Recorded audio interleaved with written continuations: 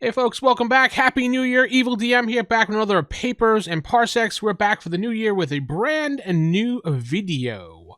This week, I'm going to be talking about equipment upgrades. If you're new to the channel, don't forget to hit the like button and subscribe button after watching the video. And if you're particularly having a good time on this, leave a comment below. Also, share the video out so other people could see this. Remember, these videos are based on first edition rules with Rules Companion and a little bit of the 2E rules, the Blue Vader book, sprinkled in for a little more fun. That's all we focus on here. So Rules Companion, 1E book, maybe a little of the rules upgrade, and the 2E stuff as well, just the Blue Vader book, just a little bit. But today we're going to take a look at the Re-Up Classic Adventures book, which is based off of the 1E source book and the 1E book, the GM book here. It has a lot of good information in it, but it has the information what we need for this particular video. If we go to page 48, we get a section on improving vehicles and equipment. Now, when we do this, there's two ways about going how to do this. The first way is the easiest way, where you go somewhere and you give it to someone and you just pay the stupid credits and it's done.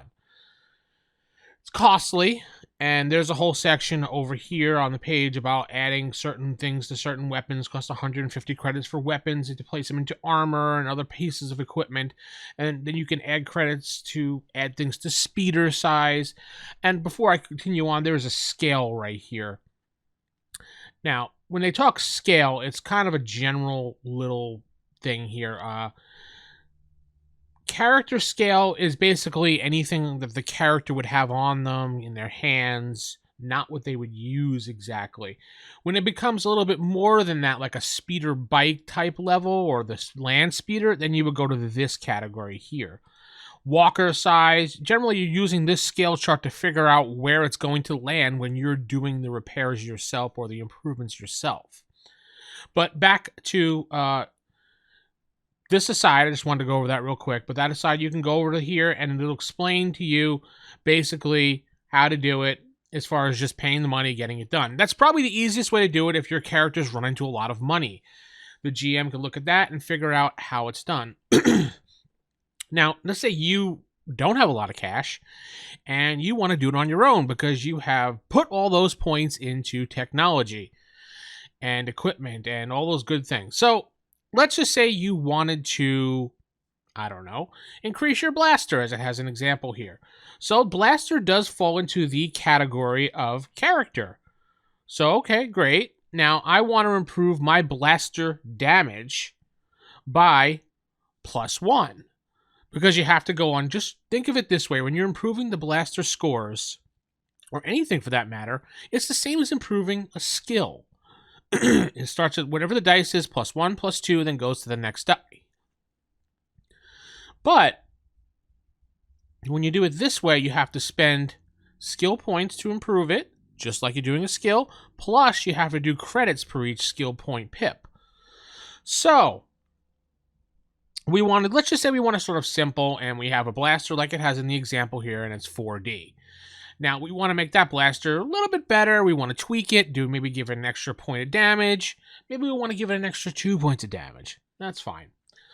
So what we're going to do, we're going to look at the chart here, character level, 1 day, 10 credits per skill point. So, all right, so we're going to tweak with it, mess with the parts, and we're going to go with it, and we're going to spend 2 days doing this, and it's going to cost us 20 credits to do this, to get us a +2. Okay, easy enough, you think, right?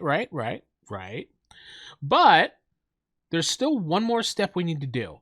And that last step is we need to go look under technology, and we need to make a technology roll.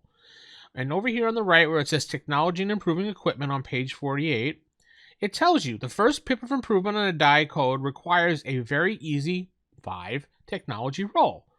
The second pip will make it an easy 10, the third 15, and it goes so forth, up 5, up to very difficult 30 as you're doing it. Now, what it doesn't exactly say, and I'm going to read it, that when you're improving the blaster, it's probably going to be harder and harder as it goes along. Obviously, it's not easy to keep tweaking and improving. So you're going to get those players that are going to read this and say, All right, so it's a very easy roll, technology roll to improve 1 pip.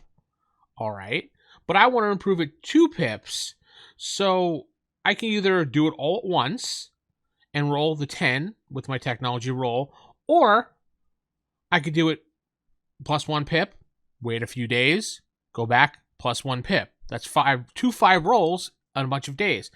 It's not very clear on that, but I would take it as the GM reading this, and even as a player, honestly, reading this, I would think that it's a cumulative thing that adds up over time.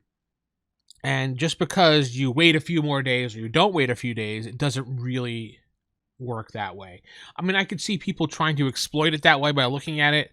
And at first, when I did look at this, again, for the first time in a long time, because generally when we play our campaigns, we don't have players that tweak anything. They just kind of go to somebody and throw money and say, here, do it.